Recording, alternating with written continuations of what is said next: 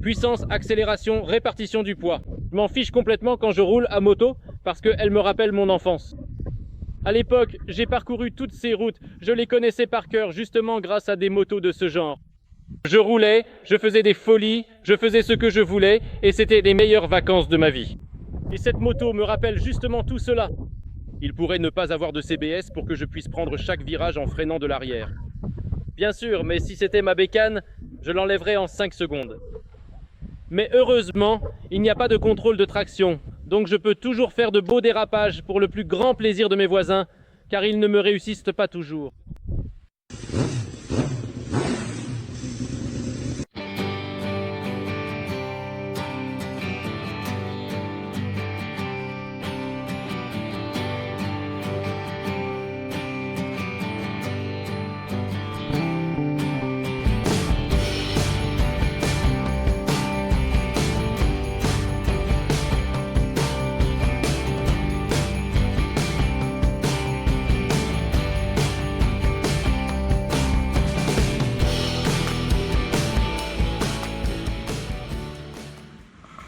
Et c'est justement ça, pour moi, la quintessence du motocyclisme.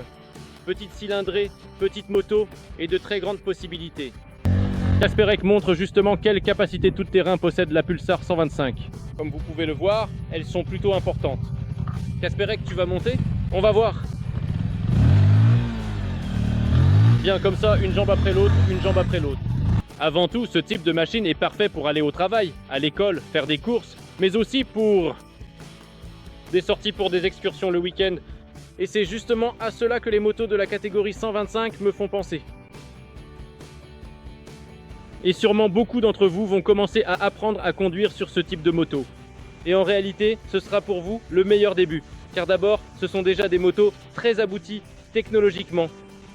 Et si l'on parle du Pulsar 125, c'est encore plus vrai. Il faut se rappeler que le fabricant Bajaj de cette moto en produit vraiment beaucoup. Vraiment beaucoup. Ce sont de telles quantités que s'il y avait un défaut de fabrication, un seul défaut de moteur, je soupçonne que les Indiens feraient tout pour le corriger. Tu vas jusqu'au bout ou pas? Non, je n'y arriverai pas. Je vais prendre plus d'élan. Non, ne force pas la machine. Essaie simplement de la sortir de là.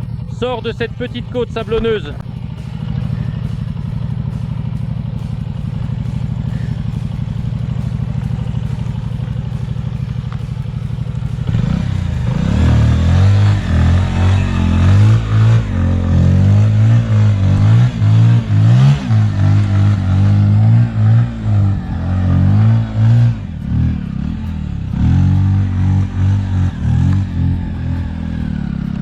Pour le style, j'accorde à Kasperk un 10, peu importe, vieux, que tu sois debout ou assis sur cette machine. L'important c'est que tu passes et regardez. Kasperk vient de s'ensabler parce qu'il n'a pas pu monter cette côte par la droite. Parce qu'il n'a ni pneus, ni gros moteur, ni roues. De 21 à l'avant, ni suspension tout-terrain. En revanche, le plus grand avantage des 125, c'est qu'elles sont tout simplement légères et franchissent sans problème n'importe quel obstacle. Et si jamais elles n'y arrivent pas, on peut facilement les en sortir. Alors pourquoi souvent se battre avec de telles machines si tu peux avoir une 125 et partir tranquillement à la pêche avec elle? Sans risque? Du genre que tu vas t'ensabler et devoir appeler un pote pour qu'il vienne te sortir de là. Sauf si, bien sûr, vous avez dans le sac à dos des choses complètement différentes pour la pêche que des cannes à pêche. Dans ce cas-là, je comprends. Kasperek, on continue, non? En plus, une 125 est un excellent complément pour le garage familial. Imagine que tu dois aller faire des courses tous les jours dans un magasin situé à 2 km de chez toi. Cet engin consommera au maximum 3 litres de carburant pour 100 km. Combien consommera ta voiture? Certainement beaucoup plus. Et si tu penses à investir dans une moto, en réalité, chaque jour en allant au magasin, en allant voir des amis, à l'école, etc., l'achat de cette moto s'amortit.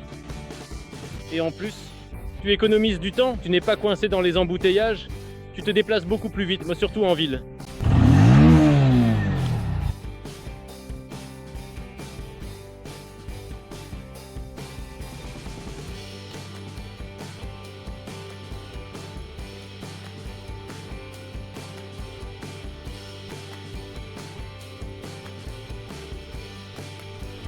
Et c'est justement à cela que j'associe les motos de la catégorie 125.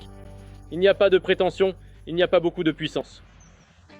Il n'y a pas beaucoup d'argent non plus, car en réalité, c'est un engin que tu achètes pour 7000 zlotys, du moins si l'on parle du Pulsar NS125 et sans complexe, vraiment sans aucun complexe. Tu roules exactement où tu veux.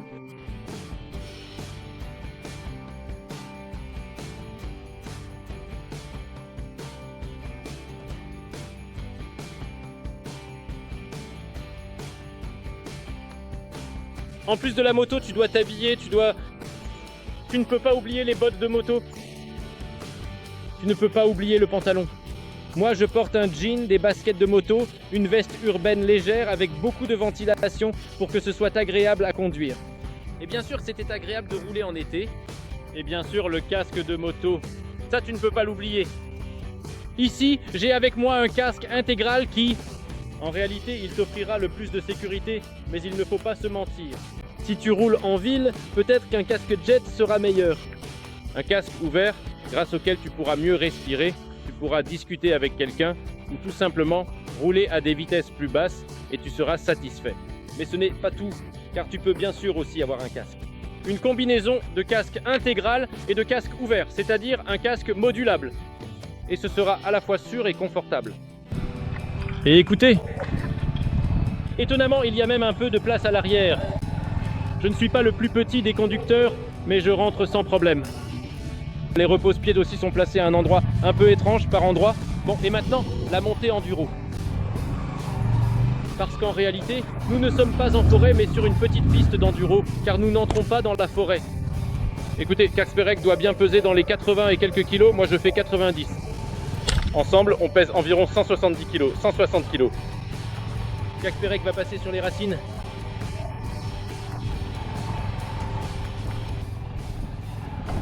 La suspension ne touchera pas le fond. J'essaie, rien ne se passe.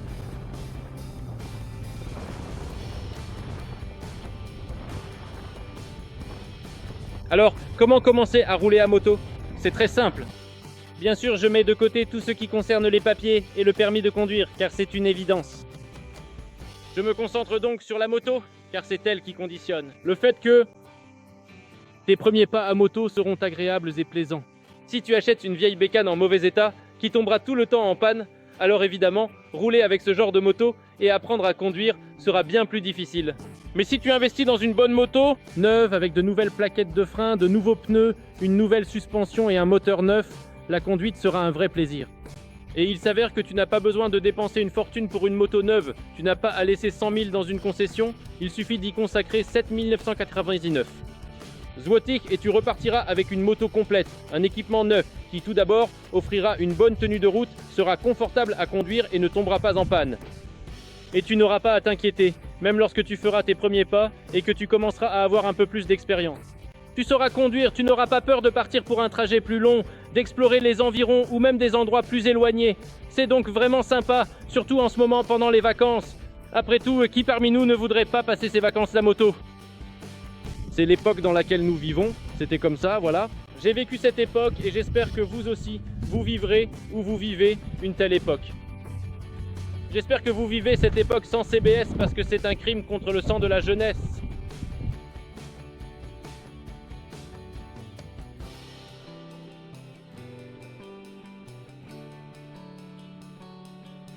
J'espère qu'il est difficile de vous éloigner de votre moto pendant ces vacances et que vous passez dessus énormément de temps, car ce sont les meilleures vacances, du moins pour nous, les motards.